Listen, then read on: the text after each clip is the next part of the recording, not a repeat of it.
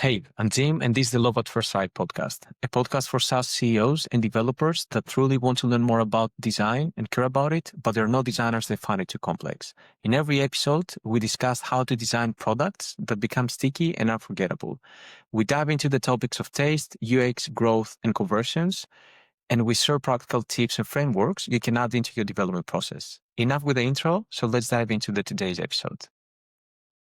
Cool. So yeah, welcome to the podcast, and thanks for joining me and making the time to discuss today. As I said, we always start with a brief intro. So my first question would be who you are. I mean, I know who you are, but for the people that are gonna watch the episode, to a brief intro of like who you are, what's your story, and what you're working on right now. And it would be interesting. We discussed on our first call a bit of your story and the background. I've seen your website, but I'm curious, like, to hear your story from you as well, like how you started, how Cool. you got into design, and so on. Cool. From the start, my name's Lewis, product designer. Start, I would say, from the very beginning.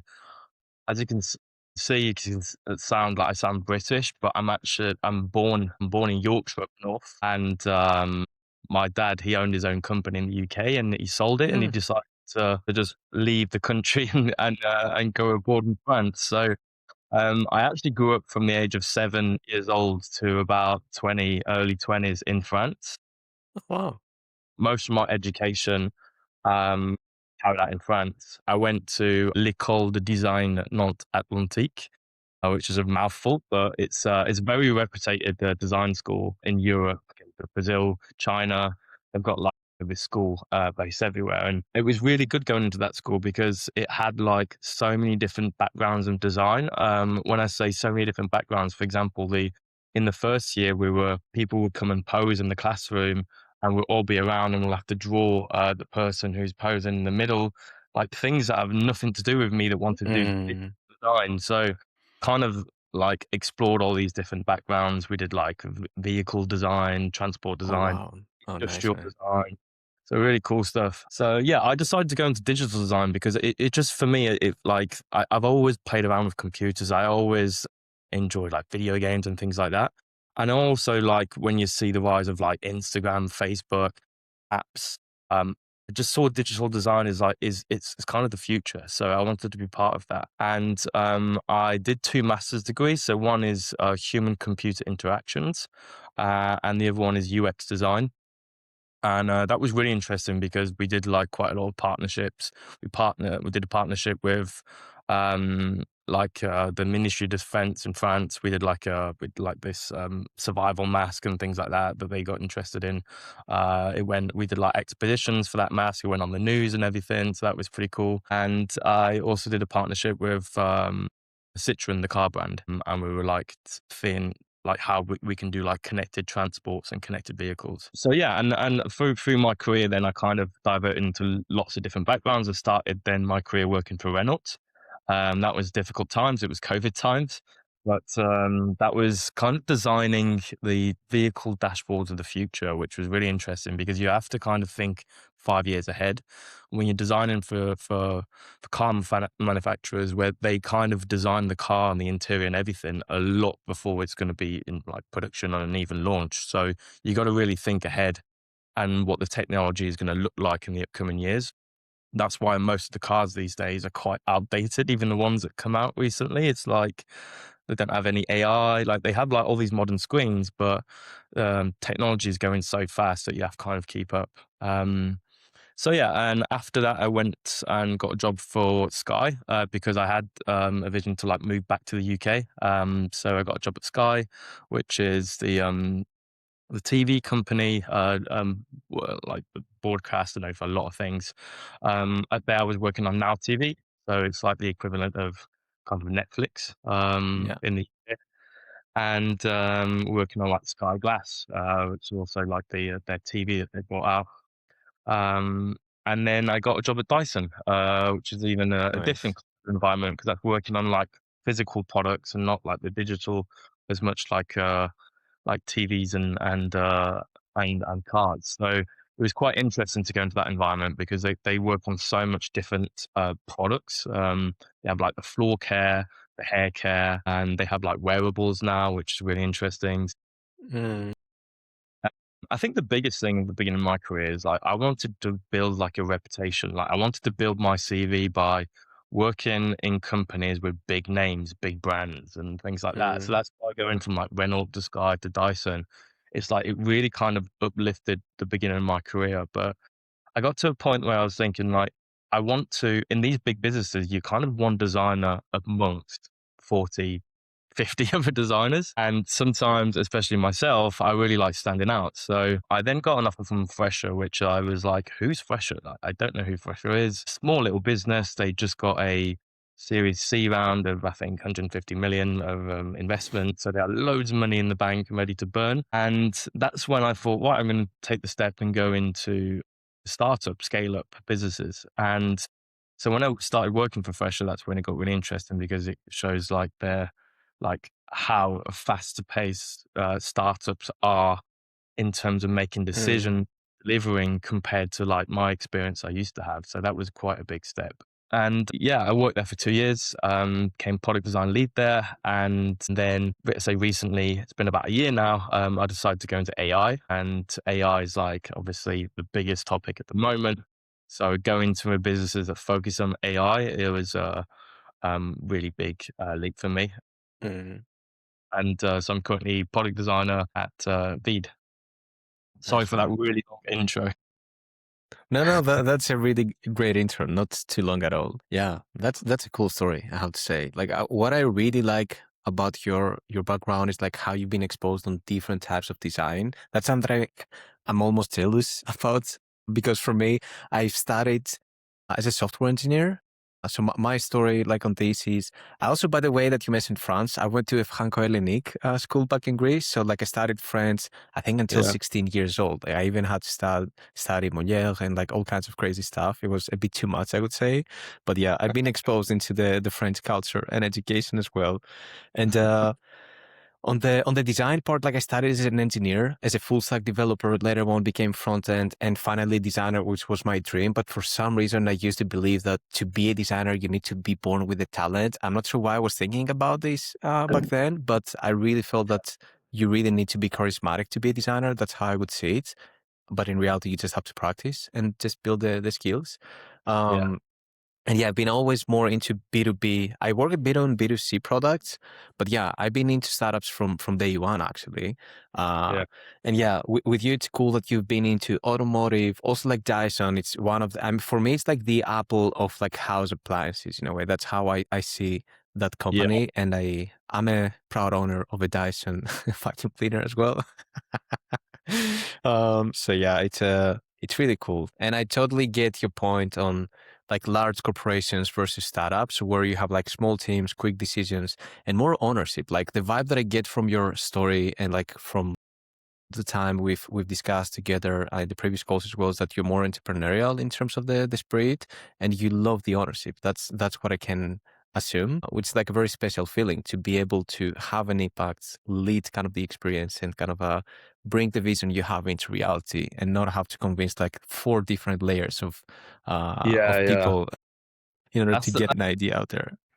it's been the hardest thing because I definitely see myself at some point in my career trying to create my own business because of that. Because I'm really bad at listening to people. It's always been a thing. Is like the less like sign offs like you have like in smaller businesses compared to big businesses, it was benefit to me. But also be able to like go straight to the CEO and like get like approvals like that.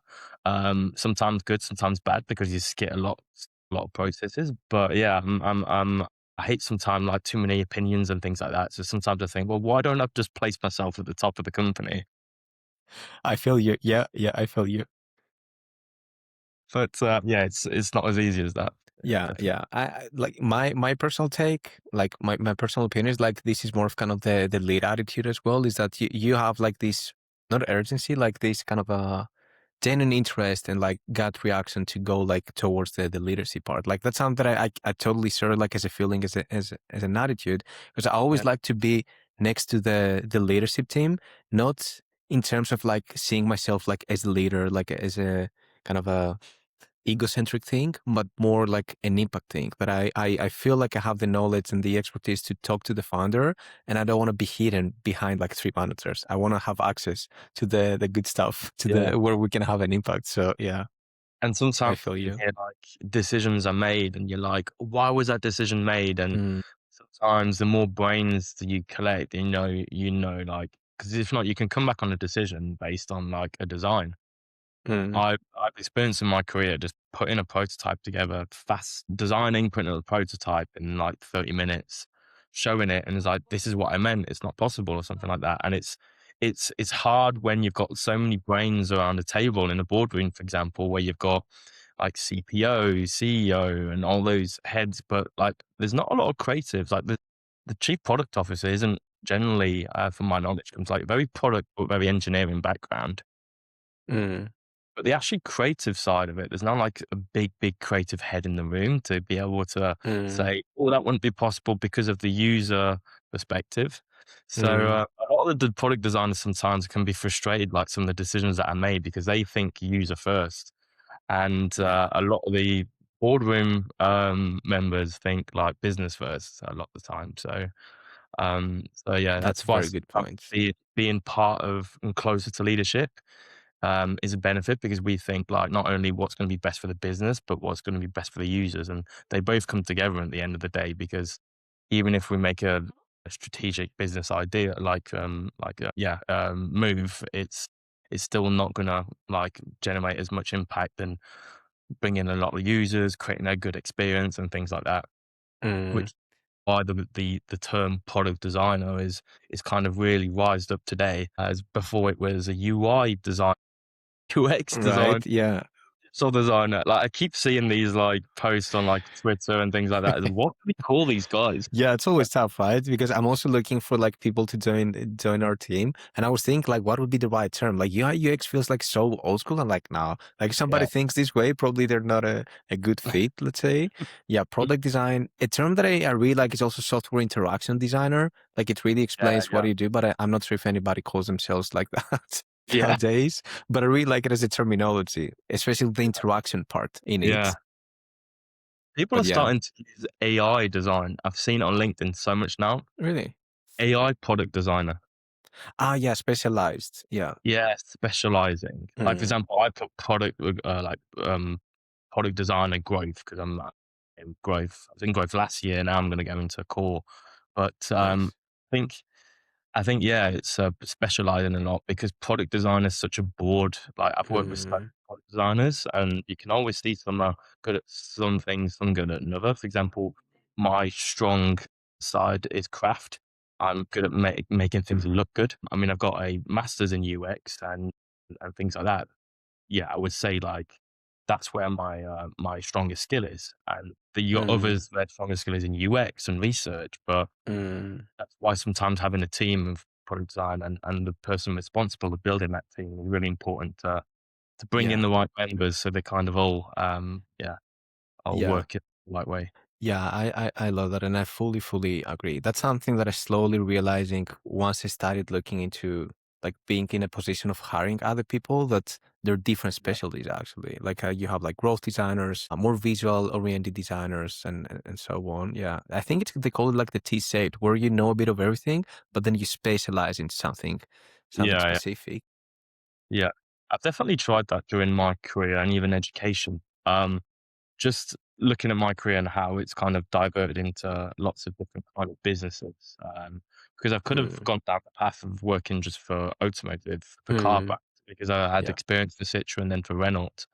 But then I kind of wanted to expand my knowledge. Like I said, with the optic one day of like building my brain to then possibly create my own business, I wanted to expand my knowledge. And that's why I've worked for so many different businesses in a short amount of time is because not because I like jumping around, but I like understanding. I've not got much knowledge in that area. I want to Mm, learn more there, so I'll go and learn more there, and I'm quite a fast learner in that way. So yeah, I think as product designers, it's almost natural for us to want to expand our knowledges into lots of different mm, areas, whether it's in the company, like the market they're in, or whether it's soft skills. Like a lot of designers now are going into code because we're like, shit. AI. We don't have the choice. Right? Yeah. Like, Yeah. I better get coding just in case my job is going to get ruined by AI. So, I was actually vibe coding yesterday, and I'm going to present like a demo today of what I've done on a VEED. But I was just shocked. Like, we have a product called like Gen Studio, Hmm. which is like you type your video ID and it just generates scenes with like a script, and it generates like a full length video for social media. And I was just playing around with Google AI Studio, like Hmm. vibe coding. And I basically rebuilt the whole product in a day, just vibe coding. And that is just integrates like Nano Banana and Google AI APIs. So it's got the intelligence with it, which the engineers didn't have when they were coding it from scratch. But it's Mm, just amazing how fast you can do things these days. okay. Now you open one of the topics that I for sure want to dive into. So maybe we can, I mean, we go with the flow. So let's go Yeah. deeper into that. Two questions, actually. The first one would be, let's go with the first one. AI and design. So in this case, you mentioned this project, right? So if I understood correctly, you give it a description of what's the video, the script, and what you want it to be, like a bit of creative direction plus the script, and then it goes from text to video. And it's specialized for social media, so short videos. So this is the project you mentioned, right? Yeah. Yeah. Okay, super. You said you did a lot of vibe coding and there was something there already. So you were kind of rebuilding and improving from what I understood. So what does the design process look like on this one? I'm also like genuinely curious because it's something I'm researching right now and I'm trying to find a way to use AI more into design as a Mm, way to prototype. Like just a quick comment from my side. I've been always a believer of prototype, don't design. And what I mean don't design is that Figma is yeah. static. We design interaction software. Like the fact that I've been designing in static screens, I can always see the pain when we have the development, the demo from the devs, where I'm like, oh, I missed this and I missed that because it's really hard to envision every single interaction and if it's going to feel right or all the different states of the thing. And prototyping Figma, yeah, you can spend like months pulling kind of screens together and connecting them. So Yeah. I've been always a believer, and I'm really excited about AI now that can actually create interactive stuff instead of like static screens. Uh, But I'm still trying to figure out the. So my question is, how did you do it like for this project specifically? And then we can also discuss about in general, like what are some other workflows. But for this one specifically, you said vibe coded. So did you create something from scratch, like using, let's say, Lovable, or are you using Cursor and working on the production thing? Like what is the process? Uh, for this one, I actually did it from scratch. A lot of Hmm. people, well, I just wanted to design something from scratch, not using our Hmm. design system and what we have already. Ah, But okay. in reality, we can plug in our like infrastructure, like our app, sorry, we can plug VEED into Cursor and then vibe code from Cursor and create a PR. So it will create like a separate environment and you can then vibe code. So you can change whatever you want, the editor, the Gen Studio, which is this product specifically. And you can just vibe code and change things and ask it to add things and things like that just by texting, like by typing what you want basically. And that's only possible for me because I don't know. I've got like knowledge in code, but I don't know like specifically like what this cursor is doing is crazy. And there's other things that like Google AI Playground. That's what I used yesterday. And the Google AI Studio is kind of one of those apps where it's more of a playground. You can like start from scratch, but you can integrate things like Google's intelligence, which is you can integrate Nano Banana, so you can create an app that will then generate an image, or you can then generate you can create like a image editing software. You can then say, I want that image to become a video because it integrates VO3, which is also created by Google. So Google have this like ecosystem of not only they've got Google Gemini, they've got Nano Banana, which is an image model. They've got VO3, which is a video model. And because they have all of that in one, using Google AI Studio, you can integrate all this intelligence together and create a like fully functional app which integrates AI. And that's the thing that you can't do on Figma because I think the whole time last year, I wasn't a big believer in vibe coding because I used Lovable. I was like, oh, it's cool. You can create like a website looking thing, but as a designer, I'm very like attention to detail. And when I Mm, want putting isn't just quite right, and I'm taking like 5, 10 times to try and type to get it perfect. I'm like, nah, Figma's more precision, and it doesn't take me long to put a prototype in Figma. Like, I can do like a very like realistic looking prototype with animation and everything quite quickly. So I didn't see like spending a whole day trying to vibe code important back then. I would still go into meetings with leadership and present a prototype in Figma. But I always do a prototype. I completely agree with you on your point. Like I would never present like a whole workflow or a new product static, because you don't see the interactions, you don't see like Mm, all the benefits and things like that. Um, the other good thing about prototypes is gaining action through leadership. I've seen it in the past in being in boardroom meetings with the leadership, mm, and if you want them to say yes, you put together something that looks good, that feels good, and generally has mm, like interactions, and they'll be like, "Wow!" Like it's that wow right. factor they want, and you can't get that in the static screen, or you can't get that with wireframes. Yeah. Yeah. But yeah, I don't wireframe anymore. That's a great point. It's like seeing is believing, right? It's what they always say. On this one, just a quick comment from another podcast episode. I have Maylene from the Wise. She was a design lead at Wise.com, the bank, the online bank, and she explained how they used AI for prototyping. She said the same thing, that when you do branding, you may have like a crazy idea about a specific vibe you want to create, like with photography or like some visual concept. And she said that AI is really amazing to prototype these ideas to get buy-in from other people, because it's hard. Like as a designer, you're trained and you've been building these skills for years to visualize something in your head and to be able to see Yeah, like the idea, but other people are not doing this thing. And when you tell them the idea, they don't have the skills to visualize into their heads, even if you try yeah, so hard to explain it.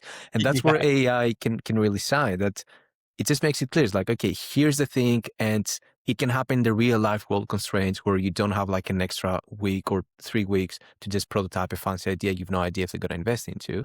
So yeah, I totally hear on this, and it's interesting to hear like the same also on the branding side and how it actually applies into different yeah, areas yeah. of design. It's Also, yeah, sorry, go go for on. it. Sorry. I was saying that happened a lot at Fresh. Because yeah, like when you're in a boardroom and you present like you're presenting a feature, and then they ask a question, you try and describe it, and then you try and describe it again and again. You get frustrated. Like sometimes, like I say, just going away, prototyping it, putting it together, and showing it. It's like then you get the Mhm. yes that you want. It's different at VEED now because like the Saber, the CEO, Yeah. he used to be a product designer, so he's Oh, from a really? design background. Yeah, Mm, and Sam, our CPO, is also very good, like, with design. So they've got the eye for the design, which makes it a lot easier for us as a mm. design team. But yeah, they've come from a very creative background, which makes Oh, a that's big difference cool. in the product. Yeah, I've been also DMing with Sam because I'm organizing an offline event in Amsterdam, like a dinner for SaaS product people. So we've been exchanging nice. some DMs. Now that he mentioned that he has a design background, it would be cool maybe to bring him also on the podcast and get like his perspective on different kind of stuff. I've been following his videos. Like he's making a lot of content on LinkedIn lately, and he started, I think, a challenge like 30 videos in 30 days or something like that. So yeah, that's cool to hear. And Sab, yeah, I've been following him also since the early days, and he's really a product guy. And I think that's why VEED, one of the reasons that VEED is very successful is that the leadership is really product people, not like CEOs in the kind of a typical, stereotypical kind of definition of a CEO, let's say. Yeah, On this one, what I wanted to comment on before is that, yeah, big thanks on mentioning AI Google Studio, the Google AI Studio, because what you described is really my experience. Like I was playing with Lovable and I was like, okay, it's cool. I can make some random prototypes. Like it didn't really, also like it felt very, I don't know, like the end output was so far from what I had in mind, also in terms of UI, that it just didn't click. Like if I want to visualize how a model is going to show up, okay, I can do it, but yeah, I don't know. It didn't really click with me. And also like what you said with Google AI Studio, that you can connect all these technologies, all this intelligence, and actually make cool stuff. And it's not just about a sequence of screens, but actually something with powerful functionality like the VO3 Nano Banana and so on. So I think I'm going to give it a try. So if I understand correctly, like Google AI Studio is pretty much like the replacement for Lovable, Bolt, and so on if you want to create a realistic product from scratch, if you want Yeah. to prototype, right? Yeah, Mm, it's basically the same as like Lovable and things like got it. that. I like it because it's simple and it integrates a lot more intelligence in a way. Mm, But I do feel like at the same point, like if I design in Figma and like a lot of these products, you can link like a screenshot of your design and say, I want it to look like this or add this panel.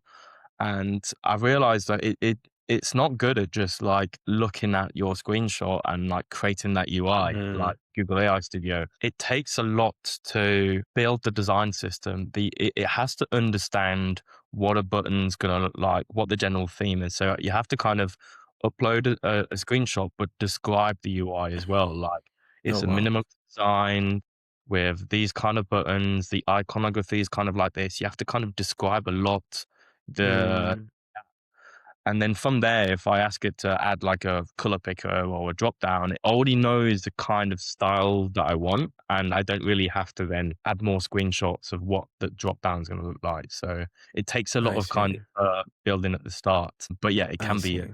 frustration sometimes. Yeah. Got it. Yeah, on this one, I lately, like the project that I was working on last week, I used Figma Make to prototype something because it was more of a UI prototype and less.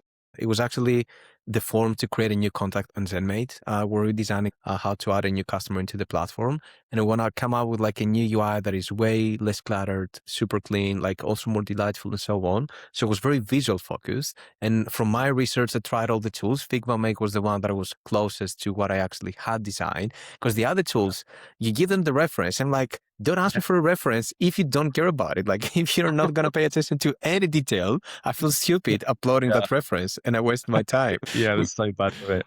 I've yeah. learned that like starting from scratch, functionality first and then UI. It's almost Mm, like build the product to make it functional, to make it work, and then I'll be like, right, then let's change this and change the flow. Like I find that working a lot more because if you start by making it want to look nice, it tries to focus too much on the UI, and then it like the functionality and everything, it just gets lost. yeah. Yeah. Uh, so yeah, 100%. And on this one, are you also like, I'm very curious as a designer. Designing a video editor is super interactive, right? Like we're not discussing about the CRM where it's like a tables, buttons, forms, like more kind of a traditional SaaS, like a UI elements. You have something that Mm, is really interactive and it's really hard to design in a static way. Like you have the cropping, a lot of different states when it yeah. comes to editing a video. So is this an area of the product that you've been working on as well? Or have you been working more like on new features outside of the editor, like the text to video that you mentioned? Because I'm curious, how do you Yeah. prototype a video editor? This sounds pretty complicated. Yeah. Well, I think like the tools like Lovable are really bad for that. Like I think Mm, Lovable is the Wix of being able to type to get website. Like it is good for building like websites and things like that. I think for building functional app and software, that's where you just need some smarter models where you can actually it can know a lot more like Google AI Studio to do all these interactions and to build a timeline and things like that. It's quite like it's big functionality. So it needs more than just the UI and drop downs and buttons. But at VEED, yeah, we've got obviously like the video editor. But this year there's so many new um technology that's just been thrown out there. I'm talking about like image models. At beginning of last year, you'll get image models and video models. And when I talk about models, it's being able to like type a text like a dog chasing a cat or something like that, and it will generate it with AI. So we all kind of know now what that is. But there's a lot of different models. Like ChatGPT has their model, Google has their model. We've got Kling. We've got all these kind of different companies that are building their models and making an API available for people to integrate it into their software. And the tricky thing is they're iterating a lot on these models. They're improving a lot. They're getting faster. They're getting cheaper. They're getting more realistic, which is becoming quite scary actually. but it's for us, it's understanding their technology and making it available to users. Because if I use, for example, people that for, oh, video 3 is out or Sora is out, and then go and type like, create me a video of this with a really simple prompt, they'll never get the good result. It requires so much understanding that model to get the right prompts and to feed it the right information to get the perfect result. And so this year, when outside of the editor, which is purely like video editing, which integrates some AI features like remove background, clean audio, and things like that, which are good.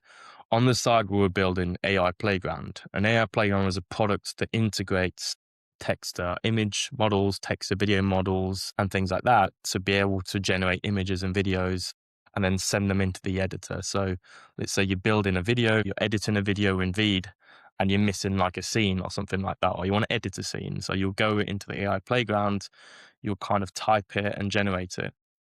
And through there, there's like 30 different image models and 30 different video models that all do different things. Some are good for illustration, some are good for realistic. It is becoming quite confusing because like a good example is Nano Banana, which we all know, Nano Banana and Seedance and things like that.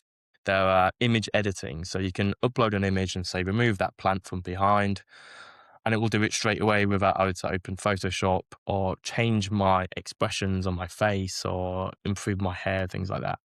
So we saw an opportunity for that for videos. So we can upload, for example, a character like me or a scene, and you can say, change the lighting. And instead of having to type, we'll basically give them a gallery of examples of different lighting. And when they click on it, in the back end, we already send a prompt. So they don't have to type, I want the lighting to be sunrise and clear. In the AI Playground on VEED, we'll give them templates. We'll visually show them what the lighting difference is, and they'll just apply it to their image. So yeah, very complex kind of technology that's moving fast. But the important thing that I was going to come back on is we were building this like whole image editor with image editing models. And then Kling came up with Kling Omni 1, which is you can do exactly the same as editing an image, but with video. You can literally throw a video in and change the weather, change the outfit, change the character, and it will do it like that. Really realistic and really fast.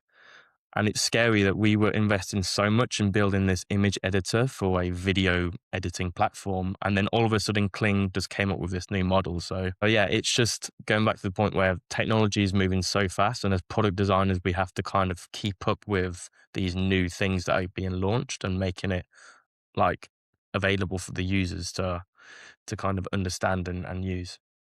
So that's one of the biggest challenges, but the most interesting on this. Yeah, yeah, 100%. Like that's something that I always experience when I'm trying to do something like with AI. Is like, okay, which platform should I use? I wanted the other day to like create a new photo, like a profile photo for LinkedIn, for example, just a very simple example. In the end, I used Nano Banana, and it's pretty cool, like the result you can get. But yeah, yeah. What you mentioned before as the feature of like providing different lighting and so on, it brought me a thing that I saw yesterday on Jitter. I'm not sure if you're using Jitter. It's like a very simple motion design tool for people that are not motion designers. And you click animation, and instead of asking you to create a new animation, it gives you presets that you can use. And this is so powerful because for somebody that is kind of know the vibe they're going for, but they're not motion experts to think about all the small details, it's a really nice start for the project. It can help a lot. And when it comes to video editing, it's pretty much like the same. For me, for editing the photo, for example, I'm following James. I'm not sure if you know him. He's like a designer. I don't remember his last name, but he's pretty popular with all the beautiful visuals that he does on SaaS websites. And he posted about the prompts of how he used Nano Banana to generate his new photos and how cool it was. So I copied his prompts, and they were really good. Like they would even mention camera models, like it would be like very, very specific on the vibe and the equipment that should be used to take that photo. And it's really wild to see if you get the right prompt, how good the result can actually be. So these presets that you have also really useful because yeah, writing a prompt like it requires a lot of knowledge. And that's the whole idea of the product, is that I'm not the expert. I'm using this tool to become like to act like an expert without being one per se. Like I feel like especially with video editing, it's pretty Yeah. much like one of the key values you provide. Um, Yeah, Yeah, I think it's pretty cool. the biggest barrier for anyone is starting from scratch. Mm, That goes anywhere. Like, give me a piece of paper and a pen and ask me to draw something. Starting from scratch is the biggest barrier. I'm like, what do I do? But if I have an example in front of me or a preset to follow, it's a lot easier. So that goes everywhere, and that's something we've seen a lot now in video editing or video creation. It's like if someone arrives and you're asking them to build a video from nothing, it's really hard. And that's where mm, tools as like Gen AI Studio, where describe what you want and it will give you something. It's never perfect. It's like these motion presets. Like maybe you apply a preset, but then you change it and tweak it yourself to get it like what you like. But at least you're starting from something. You're not starting from like having to do the motion yourself. So I think that's the biggest thing today is starting from something and not from scratch. that's a very good one. I fully agree on the point because right now I'm working with two teams on activation, like on user onboarding on two SaaS products. And the challenge is the same with both. It's like to take the first actions, which means to like they have a white canvas and they need to create something. And you think that they know what they need to do, that they have the knowledge, but they don't. They have the goal in mind, but they're kind of lost on this. And sometimes they drop off. And it's not about the product, it's because they don't know what to do. So you need to help them overcome Yeah. this. And I can imagine with video, it's like a big thing. On this one, a tool came to my mind that I wanted to mention that I've been using recently. So the tool is called Stanley, and it's an AI LinkedIn code. So I'm Mm.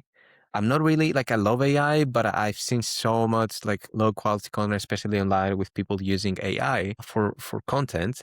And Stanley is the only one that really stood out. And I really like how it works because the whole idea that is a code trained for LinkedIn content and not for creating clickbaity, low quality content, right? That is always provocative and all this bullshit. And with Stanley, how I use it is that I write for my content strategy. I have a big prompt for like Mondays. I always make a post about UX, right? Where I saw a design that we made for a client, and I've written this big prompt where I describe what is the goal of this post, what is the definition of success, who is this post for, what do I want them to feel. So I give it very clear instructions and also what I want in the content. So the content, I'm like, the goal is to build trust, is to showcase an amazing design, is to explain the mindset behind it, because that's one of the best ways to build trust is by educating and explaining how we did it, why it works. And I also added a part where I say we always need to include social proof. So it could be a testimonial, could be a number we moved into their growth metrics and so on. Because when I write a post for LinkedIn, it's so easy to forget all these things. Like I'm not a marketeer. That's not my Yeah. full-time job. So I wrote it once and I give it to Stanley. And then Stanley, in that prompt, I also say, you should ask me questions in order to get the data that you need to create that post. So Right. I drop it I paste that prompt and then I have a conversation with Stanley. And after like 5-6 messages of back and forth, I have a beautiful post. I'm like, man, this is so freaking cool Yeah. because it's really my code. It respects my tone of voice. It asks me the right questions and it's there to help me out. So why I'm sharing this story and how I create content for LinkedIn is because I feel like for creative stuff like video, image generation, and so on, many times you know what you want to achieve in your head, but you don't Mhm. know the technicalities. You don't know like the way to get there. And many times you don't want to learn how to get there. I don't want to become a writer or a LinkedIn copywriter. I want to stay a designer and just do my content as easy as possible. And I feel like the same could apply with video, with many people that are using it just for marketing, let's say. Marketeers trying to add video into their content strategy, but they don't have the budget to hire a full-time video editor, let's say, or video editors that just want to move faster. So this whole idea of the codes, honestly, for me has been the best way to use AI to create creative content. But also, like I have a project on ChatGPT that I call it the business code. So I have a business coach like a real person that I'm meeting every other week. But I also have this ChatGPT project where I give it very good instructions to be able to, when I'm like too much in my head or stuck with some ideas and so on, I just drop it them there and I ask it to be very critical with me and I just have a conversation. So using AI as a tool to get some coaching and to think along with and help you achieve the goal, I feel like can be super powerful. Does Stanley learn from if you say you're having these Mm. conversations? Does it start a new conversation for each post, or does it kind of learn It builds a memory. Yeah. It Yeah. learns like, what is my goal? What is the audience? And the first time you open up Stanley, it actually goes through an interview. And the part that I love with Stanley is that Mm. it feels like I have, before Stanley, I had a marketing team, right? That I stopped at some point. So it was like a content creation agency. And what they would do is that they would meet with me every month, every week, and ask me questions to create content. And what I like with Stanley is that it's pretty much a similar vibe. It knows what to ask me. It asks me the right questions. And it helps me kind of get to the goal. So it really acts as a coach, and I can really see how it's being trained for LinkedIn. Another thing that I really love, for example, is every week it sends me an email where it automatically analyzes the post of last week. And it's like, okay, you posted this Yeah. on Monday. Team Jim, the time was off.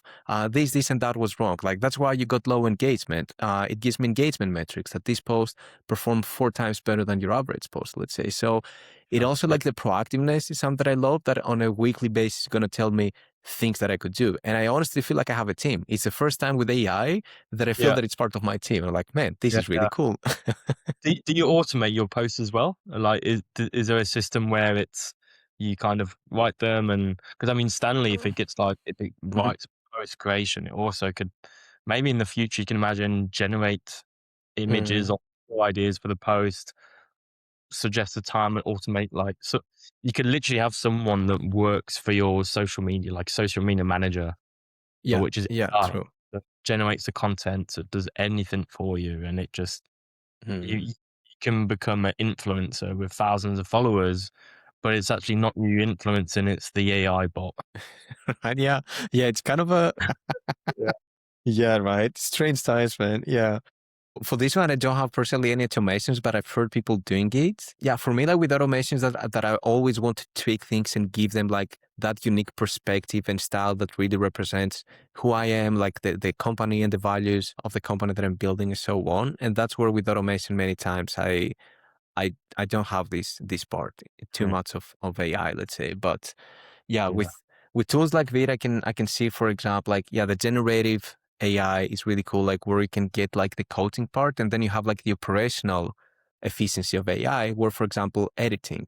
I don't want to, like, for example, this podcast, I don't want to spend hours editing after. I just want to have a tool that is trained on like, what a good podcast looks like. Like, Yeah. just tell it what to do, give it the same prompt, and just have it to happen on autopilot.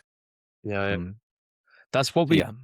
we haven't nailed yet is obviously, like, a lot of these models are understanding. Like, I have loads of different conversations in ChatGPT, some for product content. So when I'm writing product design, it understands the type of language and tone of voice for VEED.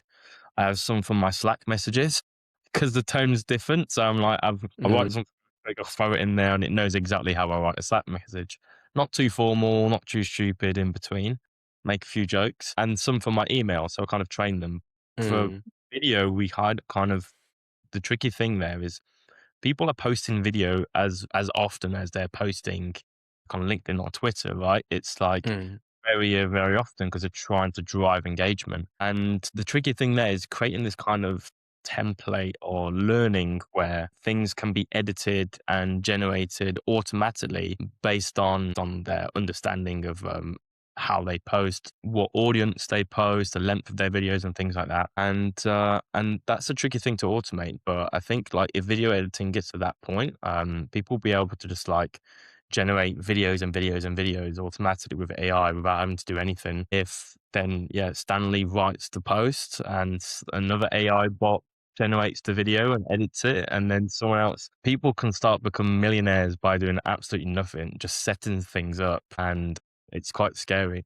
I keep seeing this like video where it's like someone said AI would create more millionaires in a year than internet did in 10 years. Like, really? Okay. it created so many millionaires, but AI, like, if people like use it properly, and I've seen so many fake videos on Instagram and fake accounts. Like, you'll get an account and you look at their Mm, and they'll be posting 5 videos a day, but you look and it's like AI. It will be like this woman that like looks nice, but it's like generated by AI. And so many yeah. people will be like adding or following and things like that. But you'll also get the other funny dog videos, which dog videos are such a genuine thing. dog and cat videos were like the most genuine video, funny video that people watch. And now the people have started to AI generate them because they know that like people like watching them, but Yeah. we're starting to see fake ones now. So it's quite scary. Yeah, like yeah, with social media, it's pretty wild. Yeah, and with the whole thing with the short videos, like I installed an extension recently on my iPhone and my MacBook where I block the shorts on YouTube because I'm like, man, 9 out of 10 things that I see there, like it really damages my brain. This is not good for my brain. Like it's way too low quality, and like with Yeah. longer videos, it's harder. Like you still have the AI ones, but you can really tell. Yeah, it's like the quality of content has gone so much down. It's really crazy. Yeah. Yeah, the whole health things. Yeah, go for it. Sorry. And a lot more businesses, because we focus on social media marketing. And obviously, with all these new AI things, we're suggesting AI videos. And that goes with avatars. So I can basically, if I want, with VEED, I can duplicate myself as a Hmm. person. I can duplicate my voice. So I never have to record myself like this and like in a podcast again. I can let you just have like the AI avatar as me and just type whatever I want. I don't have to type it. I can ask ChatGPT to type something. So you can have your character do like anything. But there's this sense of using it for marketing and advertisement. It's like as soon as I see a video on online now, which is AI, it like unless it's a funny video, it kind of annoys me because if they make it look so Mm. realistic, you're trying to trick me.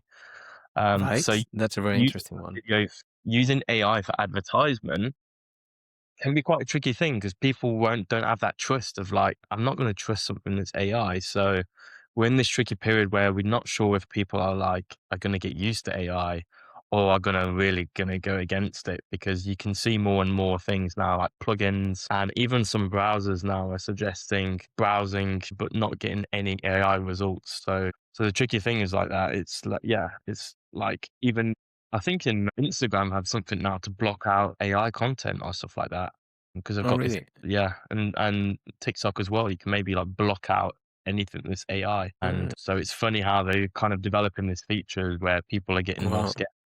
You know? I had no idea. Okay, that's pretty cool. And you open up like a very interesting topics, like how is AI going to be really adopted for this generation, and also like how it's going to evolve. Because the people that grow, like I have two babies, for example, that are secondly recently, and like how these two boys, like I'm gonna use technology and how they're gonna perceive AI. I'm really Yeah, curious. yeah, I'm yeah, really curious to see because they're gonna grow up with AI. So maybe seeing like a fake video, like an AI generated. That's what I mean with fake is gonna be just kind of a normal to them. So yeah, like people that have this like from the beginning and don't have to adapt at the later stage. It's also very interesting to see the dynamics and the adoption and how they're yeah. gonna use it as well. Yeah, yeah, it's a very interesting topic. It's interesting how fast like technology is moving and the education isn't moving as fast. It's like Mm. I just remember going back to school and you'll read books that are like they've been there for 20 years and like the maths books that you'll follow the book and you'll get to the end and you've learned maths.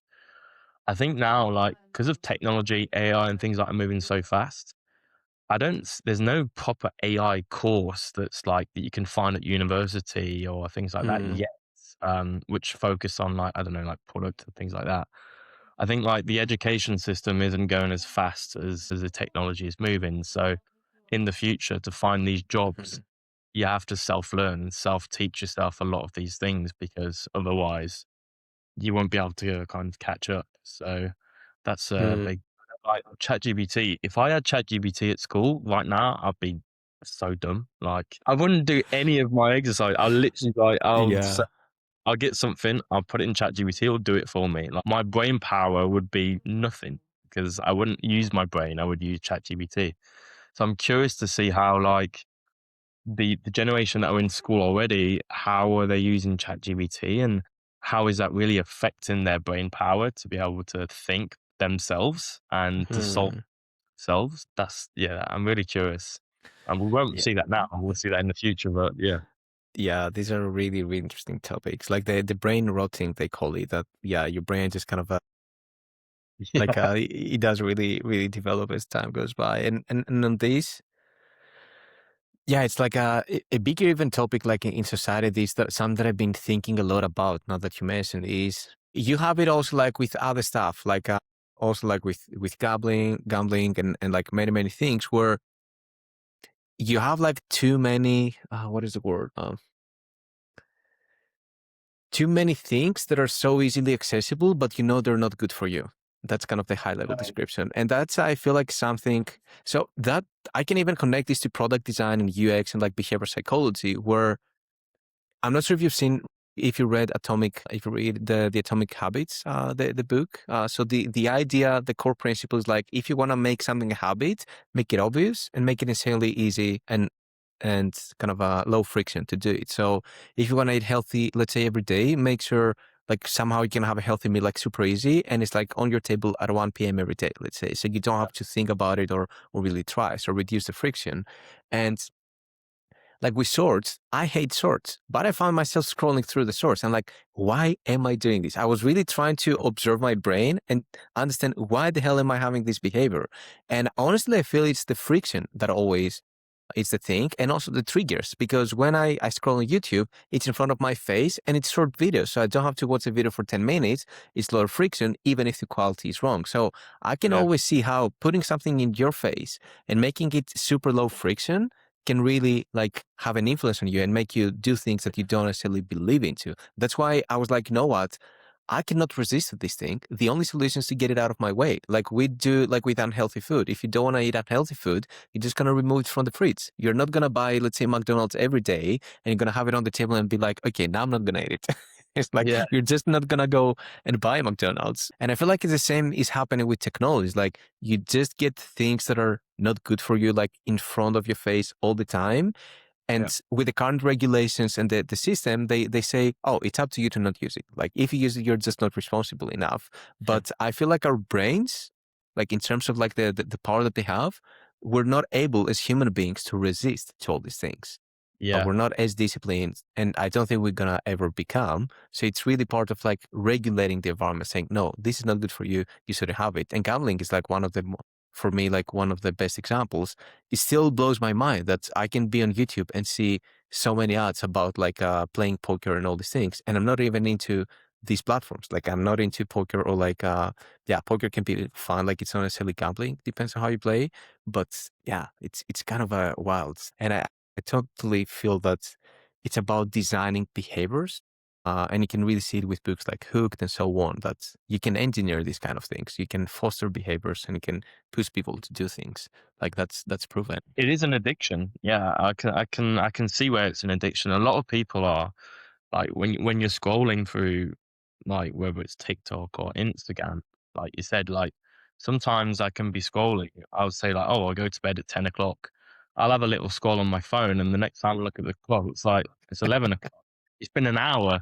I'm like, that's an hour of my life looking at content which is absolutely useless to me, and Exactly. it can just become an addiction. But the tricky thing is like a lot of youths as well these days, and I'm guilty for it as well, where I'll follow like a news channel and things like that. Hmm. But my knowledge is now through these short videos that I'm seeing. So it's like I can go and share knowledge through a short video that I've seen on TikTok and say, did you know that if you eat 5 carrots a day, you can actually turn orange? But like you learn things from these videos and you share it, but the source is not like 100% true. It could be someone behind their computer just putting random videos, generating them in AI, and that's the tricky thing. There's a lot of like clickbait, we used to call it. We don't Mm. click anymore, we watch, but it's interesting how much like we can stay like focused onto these short videos and how it'll impact us. But yeah, Yeah. it's a funny thing. I've started to use focus the focus things on Apple. I don't know what they're called on Android, The but it's screen like time and stuff, you mean? the do not disturb, because Yeah.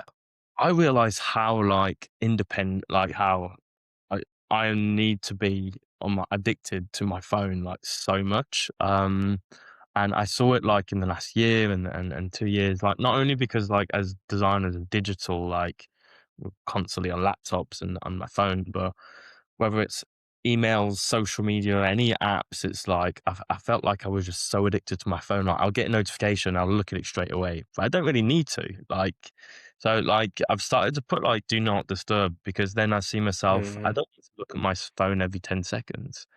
Having do mm. not disturb means I don't need your attention. I'll look at my phone when I have time, like when I have 10 minutes to spare throughout the day, throughout my meetings. So Mm. it takes away a lot of the distraction, which I can see apps. There's these apps now are doing that. I forgot the name of one, but one is doing like it locks out certain things in like a time of the day, so you can't go on social media Yeah, during the day, and then you can access Opal it.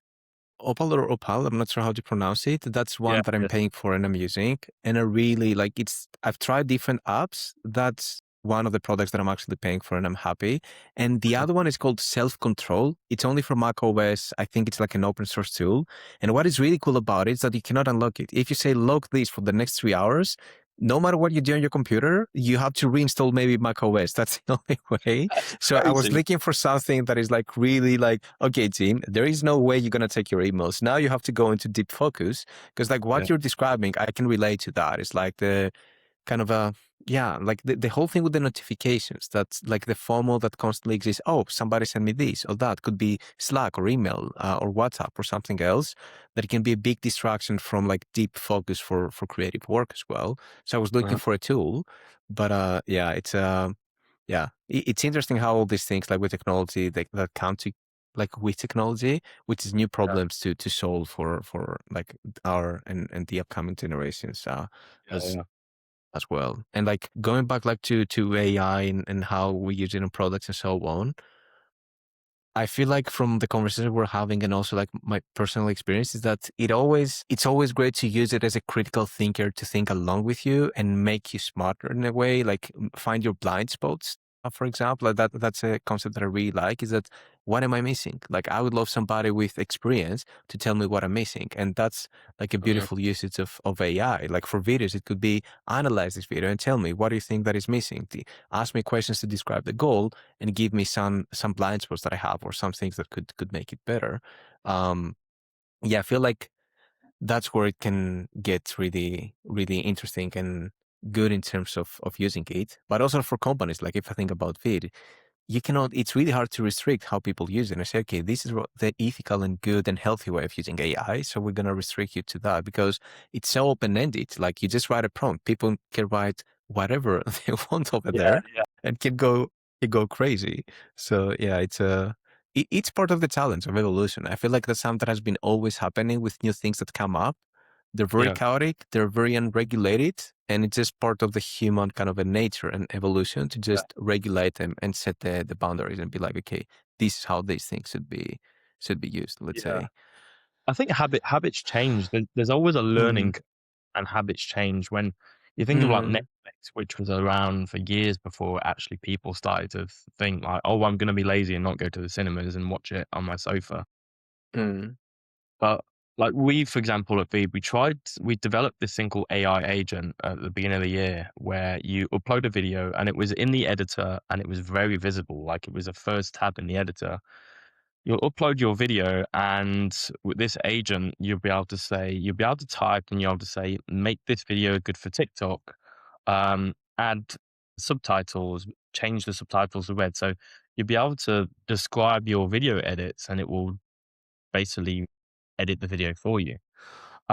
We didn't have any like it wasn't really used. We didn't continue to invest in it because we didn't really see the value because no one was using it.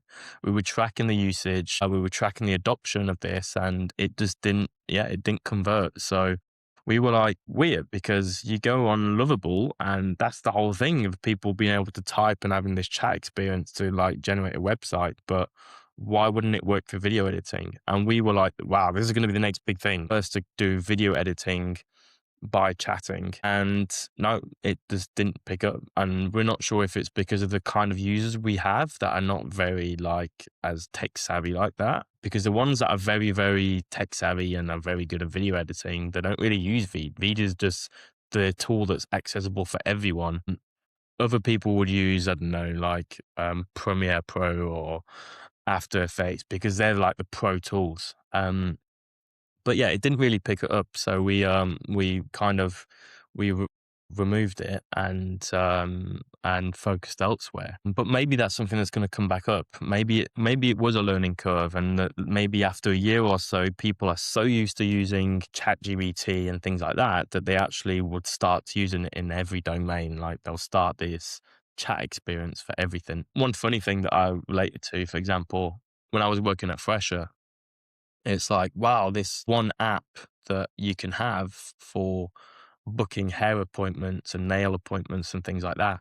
It's like, well, this is a brilliant idea. Like, this is going to be the biggest thing ever. But then I thought about it and I was like, for example, Airbnb. Like, if we think of one app to go and to book like a flat or a holiday, we can think of Airbnb, and like loads of people have it on their phones. There isn't really one app for booking a restaurant. Like if you want to book a table at a restaurant, like I know there's a Fork, but not every person everywhere has that app. It's not really, really famous, but like eating out is such a big thing. I think there's like these domains sometimes, like the example of video editing.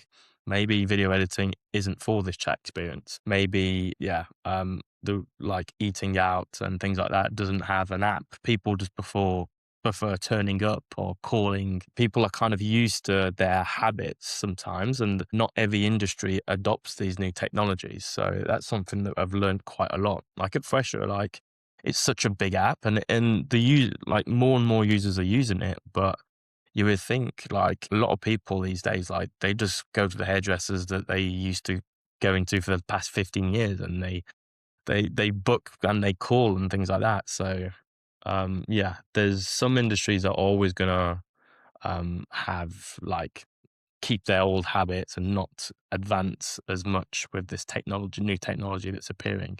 And I think that's good. I think why not? Why not walk past the restaurant and just walk in instead of having to scan the QR code and book and things like that? Yeah, yeah, I fully agree. And it's like the more tech you get, like the more you start appreciating like the human interaction on things as well. Like digitizing everything and making everything like super efficient and like digital is not always like the best for the user experience for some people, because there's always the element of human connection. Yeah, it's a very Yeah. good one. And especially for like services like a haircut and so on, where like one of my barbers, like he didn't even have an online platform. To me, I'm a tech person, so I was a bit annoyed. I'm like, man, I cannot call you every time and spend 10 minutes to find a slot. I just want to see your calendar. Yeah. But he was really keeping it real. Yeah. Oh no, I'm not used to that. I don't want any of that. Do Yeah, you, yeah. for example, when you get into a restaurant and you sit down, hmm are you happy when you see a QR code to order, or do you prefer opening a menu and looking at a menu and having a waiter? Yeah, I would say the second one, honestly. Like the first one, it would be nice for McDonald's or like more fast food kind of a vibe, or like could be like not Yeah, junk food per se, but could be more like a fast food type of a vibe, like a burger place and so on. yeah, If it's like a better restaurant, I would love to just have the waiter and like feel the vibe, right? It's yeah, not, exactly. because like ordering is not just like plain customer support. Hey, I have a question. Like, what do you think? Like, how can I do this? Where you have an AI chatbot and it's fine. Like, you Mhm. want something more. Like, yeah, with the QR code, also, you don't have an interaction. So if it was an AI chatbot, maybe that would be fun, because I could ask for some ideas. I would be like, yeah, I'm on this mood. What do you suggest from the menu? Like, it would be a better experience, actually. With the QR code, I feel it's like, okay, we don't want to spend money on waiters. Like, here you are. Like, just do your order on your own. So that's Yeah, the part that I don't really like. So if it was digital, I would prefer an AI chatbot that reflects the vibe of the restaurant. Like we go, for example, at The Hague to Scheveningen, like it's on the North Sea, to a really nice surf restaurant. It like the vibe there is amazing. They do like beautiful like fresh pizzas, and like next to the beach they also have a surf school and so on, and has a very unique atmosphere, and that's why I love going there.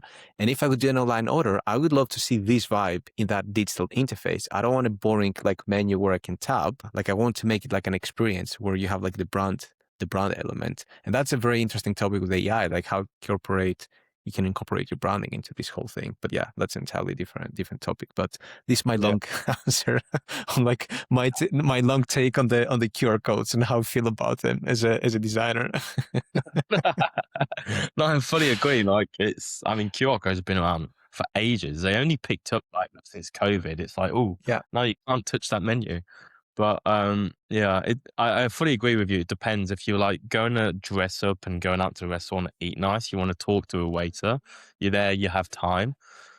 Sometimes I go out for lunch and I just want a QR code because I don't want the faff of being able to put up your hands. You're ready to order. Yeah. You're not ready to order, like, or to get the bill. Like QR code, generally you pay straight away, and when you finish your food, you can just get up and walk out. Like it's faster in a way. So, like you said, it's good. It's good for Mm, food experience, but yeah, you want the that's a proper good experience. You one. want the hot vibes. Yeah. Yeah, it's a very good one. Like when you don't care about, like, you want to just eat. It's like when, like, you just want to grab the lunch and like make it time efficient. It's a beautiful use case. But when you Yeah. want to make like a nice dinner experience, then it's kind of a bummer. Uh, yeah, yeah, that's a really good separation actually in this. I didn't really think about it this way. On this one, because I see we've been an hour already. Yeah. I was thinking to slowly wrap it up and ask like my two last questions, which is, Yeah. I'll start with the first one, which is about taste. Usually I ask this in the beginning of the episode, but we went straight Yeah. into all the AI cool stuff. So yeah, the question on this is, how do you define taste as a designer? So you're really into AI. You're super exposed, like more than me, and you've been playing with generative AI a lot. So I'm curious about your take on taste. How do you define taste, and how do you think about taste as a designer nowadays, which is also a hot topic? Would it be like visual taste? Yeah, mostly, yeah, in the space of design. Yeah, yeah. Yeah. So like taste when it comes to designing a product experience, let's say. It's all personal, I've realized. Recently in the design team, for example, we've been turning VEED into, when it was like very static panels, into floating panels. For example, here, see the software we're using here, we've got a floating panel, and it's like, whether it's like static, like full width, or floating buttons and things like that, it's all like a personal taste, because in the design team, we had a call and we was like, does anyone prefer floating or not floating? And like four of them said, oh no, I prefer like the static, non-floating UI and things like that. And the reason why VEED is floating is because I like floating, and I presented floating to the CEO, who also likes floating.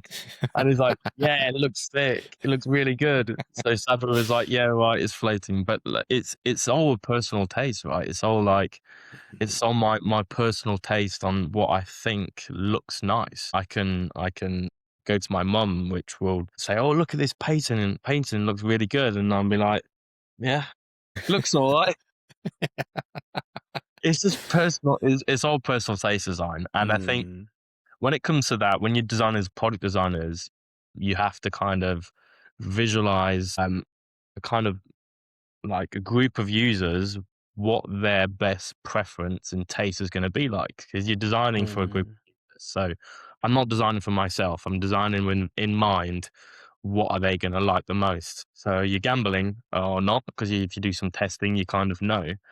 Um, but I feel like that's why so many companies now are copying the Apple aesthetic design, because they're confident enough that so many people love Apple's design that if, as a business, I copy them in terms of the style, the animations, the visuals, they're gonna like, they're gonna trust it. They're gonna like it and trust it. And sometimes it's easier than to create your own personal taste, because if I go and create a business and do something completely different, someone might mm, come to it and be like, "Whoa, what is that? Like, should I mm, trust this? It's very unfamiliar. I'm not sure I know this." So that's why, yeah, a lot of people are kind of trying to have similarities, but still amongst all of that, like similarities and like the creativity, try and find a difference where it could be like in a feature and things like that. Because at the mm. end of the day, if everything looks the same, it's like, it's just the brand logo that's going to look different.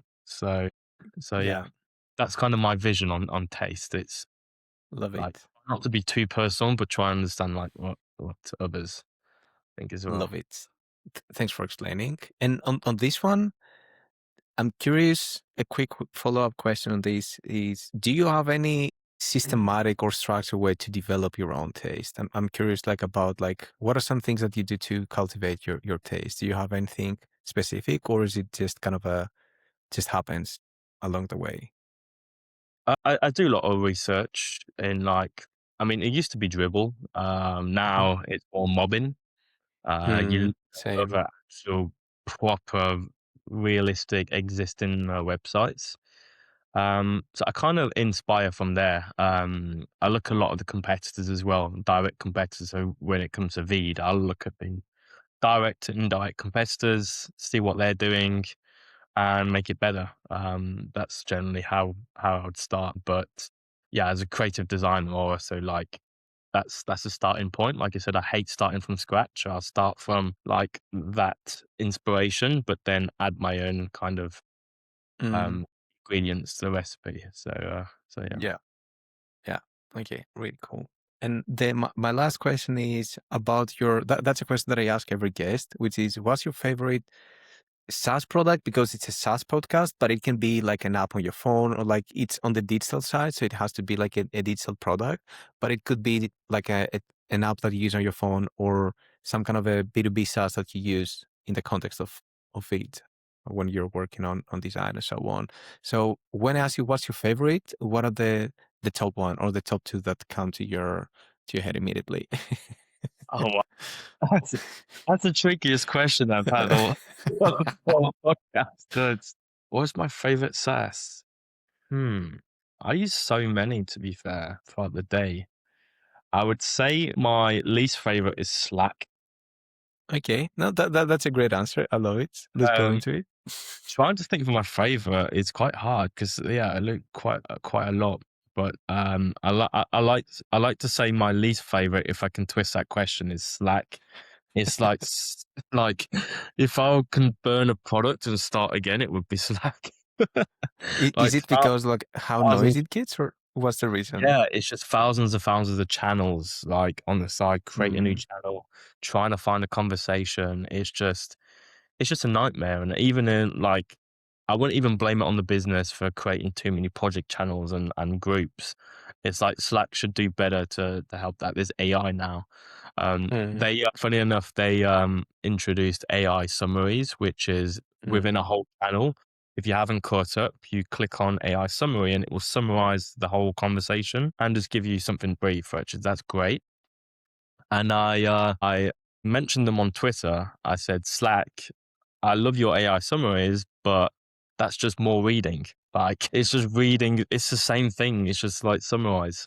I said, why don't you make that into a podcast? So on the commute in the morning, you could have your AirPods in and mm, not just one conversation, but like let's say six mm. conversations you can just listen to. So while you're, instead of listening to music or another podcast, you'll listen and catch up to what you've missed out at work through this AI summaries. And they replied, "Oh, we'll speak to the product team and get back to you." And that was last year. So hopefully, like Slack are gonna introduce this, like you can listen to conversations through AI summaries, maybe. That's a cool idea. Yeah, I never thought about it, but yeah, it's a really cool point. The one that you're making is like, I don't want to use like reading as the main way to interact with the software. Like, I prefer to listen to stuff because, especially with this one, it's about catching up. I don't need to like be there, like spend hours on my phone reading. Yeah, that's a Yeah, beautiful idea, actually. I'd love to see it in Slack. Um, yeah. So that would be on my word. Favorite. I'm not. I can't really for think the of one. favorite, let's try once like by rephrasing the question is some products that gave you a bit of a whoa, like strong feeling. We're like, this is cool. If you think about the last month, like some that you used where it gave you kind of this kind of a vibe. Like for me, for example, one of the tools, because again, asking what's your most favorite can be very Yeah, tricky because you may have like many that you like. Also, like for me, sometimes I have a hard time to answer and it changes from month to month. What is the one that stands out? Zitter, for example, is a tool that creates this feeling of like, man, I love this tool. It's like so simply designed. It's designed to be like very simple and easy to use. It gives me new superpowers. Now I can add Motion into my LinkedIn content, let's say, without having to spend 10 hours. I can incorporate it into my weekly workflow and I can make my content more interesting and more premium through beautiful, supple animations, let's say. So Jitter, for example, is something that stood out because of like the impact that it has on me. Like Stanley also is like, yeah, I gave a long description yeah. before. It's also a very, very cool one. I think like Google AI Studio is something that I've recently discovered, but the interesting thing about that is you don't need a lot of UI. You don't need a lot at Mm. all of SaaS experience, because you just need a chat. And like the scary thing I think about like in the future is these products, like let's say you're looking for a tool to be able to edit one of your podcast things and like add animation and things like that. But there's not quite the perfect tool for what you need. So I feel like in the future, you could create your own tool within 5 minutes. You can describe what you need to do, your task that you want. And instead of having subscribing into like a product and a video editor, you'll just describe the feature that you need and it will generate it. And I think that's why sometimes the UI, like you look at ChatGPT and Google AI Studio, like it's just simplified so much because all you need is that chat experience and then it will build it for you. But yeah, what Mm. if I was to select an app, it's going to sound very basic, but one that's really made a difference is Revolut for me. I used to use an old bank. A lot of people are skeptical about Revolut because it's like this online, still this kind of online banking and things like that. But I use it for everything. It's like that's where my income goes into. That's where my savings are, and I think it's just the experience for me. Like I'm not saying the most trustworthy bank and the biggest bank because there's many more, but they were so old fashioned because I used to be like at Nationwide in the UK where if you want to send money to someone, you have to put your card in a card reader, put a code so it checks that it's correctly you. But it's so like old fashioned, and Revolut these days, there's so many features you can do inside the app. They're creating like this ecosystem where you can have like Mm. insurance, your money, and you can subscribe for traveling, for travel things and things like that, and points. So I just like how it's structured and how it looks so easy and nice to use. So that's something that I need like, on a daily basis. Love it. Love it. Yeah. Yeah. I've been also one of the skeptical ones about Rebel, but I end up also using it. It's, yeah, they've grown so much and they've added so many cool stuff. Yeah. It's pretty cool indeed. I know a lot of people that Nice. work there. Some people that were at my school actually Mm. that work there. So it's I got a lot of designers there. They recently opened like a Nice. new office as well. So Wow. Yeah. yeah, quite good. You'll not see me there though any day. I'm not going into fintech. That's one thing that don't have any knowledge in, but I'm not going to go into it. Yeah, there is, because I had like mailing from Wise, like she told me about a cool conference in Austria that is taking place about fintech design and so on. But yeah, Yeah, fintech is a pretty unique kind of a space. yeah, I think so. I have to say, yeah, Yeah, and it also like from a creativity point of view, I don't know, it sounds pretty transactional in a way. Like it cannot get super creative. Like being at VEED, I feel like it's a very creative environment because you're essentially building something like Figma for videos, right? Like to an yeah, extent. So you really create something super creative by nature because people can create so many cool things. So yeah, yeah, it's yeah. very cool. Nice, man. Thanks a lot Cool. for today. Yeah, it's been a really, really nice conversation. Yeah, yeah. Time's flew by, so